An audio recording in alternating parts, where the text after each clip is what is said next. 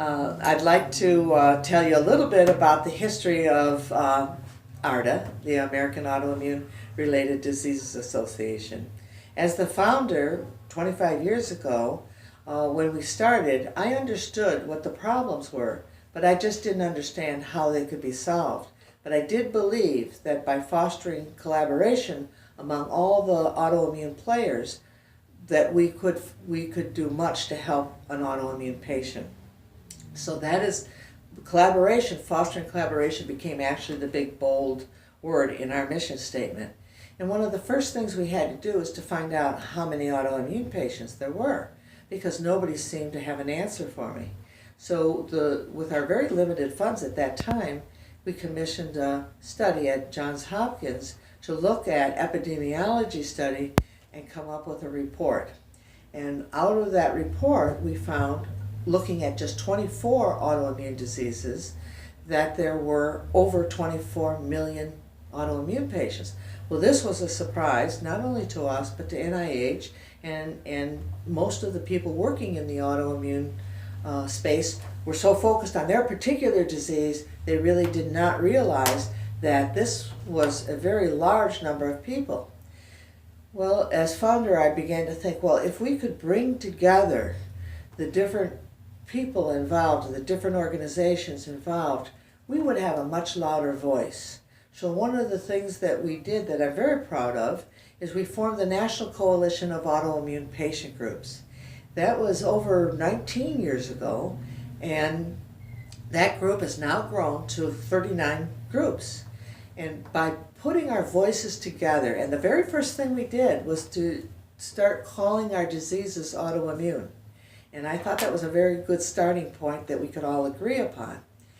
Well, working together, we were able to get legislation that formed at the National Institute of Health, the Autoimmune Disease Coordinating Committee.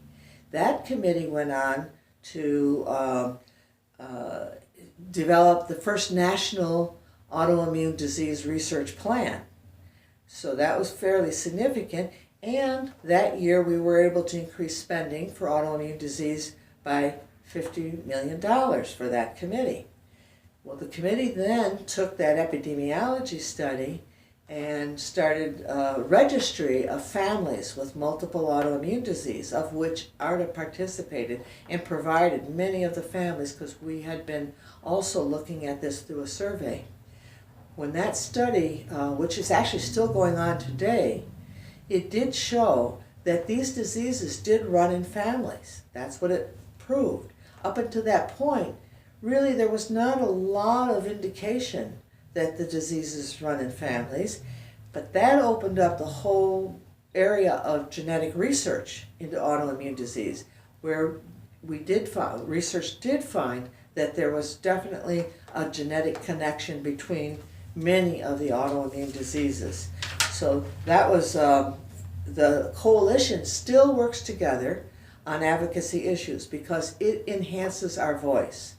We have been able to get the word autoimmune out into the public. It's part of the nomenclature. At the time AARDA was founded, people thought I was talking about automobiles, to tell you the truth, and they had really not heard the word autoimmune. Now, it's used fairly regularly by media. So in the area of research, which is also very important to AARDA, we were able to provide initial funding for the Johns Hopkins the Center for Autoimmune Disease Research. And that we are still funding with both research dollars and with fellowships. And one of our programs there we're particularly proud of, because we fund this diversity, summer diversity fellowship program, and this allows young investigators to find out if they're very interested, and we do it through a collaboration with Johns Hopkins to also bring diversity to the whole research space of researchers in the future, which we think will be very important. So in the area of research, we also have put together many scientific colloquiums. They tend to be smaller colloquiums, but of very, very high level. And I'm proud to say everyone has been published, and that's quite an accomplishment. But what we do is we bring together researchers of different backgrounds, different specialties, and they spend a day or two in this colloquium, and they find it so interesting. They will have a topic, but there will be a lot of discussion, and very much we have found cross-fertilization of information, and several research projects have actually came out of that type of environment where they just meet each other and find out they're often researching the same thing but in different autoimmune diseases. Another area of research which we just launched this year is the patient registry. It's called AARDA, and it's a patient registry of patients with autoimmune disease that will be available to researchers for clinical trials, for research studies, and involves not just AARDA, but several members of the National Coalition of Autoimmune Patient Groups are participant in that, which broadens the whole registry. In the area of public awareness, like I said, when back in the beginning, people really didn't even know what the word autoimmune was. So we did a baseline study, and 93% of people, the public, asked, can you name an autoimmune disease named AIDS? That's not true today. We're actually down in the 20% now that over 80% can now name an autoimmune disease, which shows that the awareness has had an impact. But we have always pushed the idea and wanted to foster the idea that autoimmune diseases are a disease category. Like cancer is a disease category, heart disease is a disease category, autoimmune disease is a disease category. Because when you look at all of these together, we come up with 50 million patients. Now, I said earlier in my talk that NIH said 24 million patients. But the 24 million only reflects those 24 diseases, where our figure reflects the over 100 autoimmune diseases. And it seems like there's a disease added almost every day to the list of autoimmune diseases. So our public awareness campaign usually involves magazines. I have to say we're very proud to be covered in the New Yorker, but also in many newspapers and major magazines around the country. Kelly Martin has been our spokesperson for over 20 years, and she has brought us so much awareness, so many stories about her and her sister. Some of you may remember she was one of the celebrities on ER, but her sister passed away with lupus when she was 19 due to lack of early diagnosis. And that is a problem that is so much a part of the autoimmune space. Almost all autoimmune diseases have a very difficult time being diagnosed. We do patient education in that we have over 100 different unique pamphlets on different autoimmune diseases. We've put on over 70 forums around the country in 28 states and 5 countries. So we do have, and we have a hotline for patients that they can call to get information on any autoimmune disease, some very rare. But if it is an autoimmune disease for which we have a member in the organization in the coalition, we refer that patient on to that organization. So we work very collaboratively with the other groups. So that's a snapshot of some of our successes over the past 25 years. So what will be the accomplishments listed at the 50th anniversary? Well, hopefully we'll be out of business because autoimmune diseases will be cured.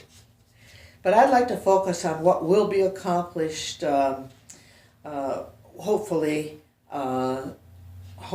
in the next couple decades. One, we've spoken a lot about an epidemiology study, but many, perhaps most of these diseases do not have an epidemiology study. We have no idea how many people have those particular diseases, and this is particularly true for the rare autoimmune diseases. So we really do need to get a handle on how many autoimmune patients there are. We understand that it's growing significantly, not accountable for awareness or earlier diagnosis, but just growing exponentially not just in the United States, but in the Western world. We have no idea what that is, why that is. We think that there might be some environmental factor, and AARDA did publish with the National Institute of Environmental Studies a report on the environmental triggers of autoimmune disease, but it was quite sparse because there's very little information. That report did initiate much more interest on the part of that institute in autoimmune disease. So that was certainly something that's very needed, but we need to continue to look at the environment, because the environment is not just what we typically think of, toxins or poisons or what we eat in our food, but it can also be viruses. It can also be our microbiome. They're finding out so much about our own microbiome as a factor in how it impacts on the immune system. And I'll talk a little bit later where I think research will be going. But another great need, really, especially in these days when we're talking about healthcare and healthcare policy, we have no idea what the cost of autoimmune disease is. We say $100 billion. However, that is a quote from Dr. Fauci over 10 years ago, and he really couldn't tell us where it came from. So that is what we have had to use when looking at the cost. But we do know that these diseases are very costly because they primarily strike young people. They are chronic. They last a lifetime. They're a major cause of disability, a major cause of people not being able to work full time. And so we know it's very expensive. So how can you have a health care plan and look at the cost of health care plans and insurance when you don't even know the cost of this major disease category affecting over 50 million of your citizens? So I would like to say that that getting back a little bit on what's needed in research. I think research in the future is going to focus more on epigenetics and where we might be able to predict who is going to get an autoimmune disease. Because if we can find out by biomarkers who might be able to get, who might be likely to get an autoimmune disease, we may be able to prevent it and arrest it before it ever actually even starts damaging the body. And that, I think, is where research and personalized medicine, which will help patients be able to be treated with treatments that may help them and not harm them, because they'll be personalized. And the last and probably most important of our view, AARDA's view of the future, is a center for autoimmune research, diagnostics, and treatment. Because it's hard to believe, but in this country, we have no such center. We have cancer centers within 100 miles of any patient. A patient can find a cancer center. But an autoimmune patient would have to go to Israel if they wanted to find an institute that focused with multi-specialists involved, looking at diagnosis and treatment and coordinated research. This country needs such a center. And that is a vision, and maybe I'll get to retire if that ever happens.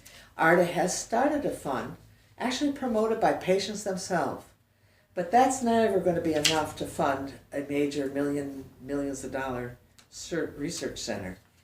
So therefore, we are putting out public awareness of this goal to both the public and to the philanthropic world, because we know it's so needed. We are sure it will happen. And that just kind of like to wrap it up, saying that we welcome you all to this meeting and hope you find it very helpful. And thank you very much. Very good, very good. Well, I went completely off script, but I did get some of the big points in. Yeah, that's good. Now I'll go back and read and say, oh, I forgot to say that. No, you had your major points. Pat's going like, rub it up.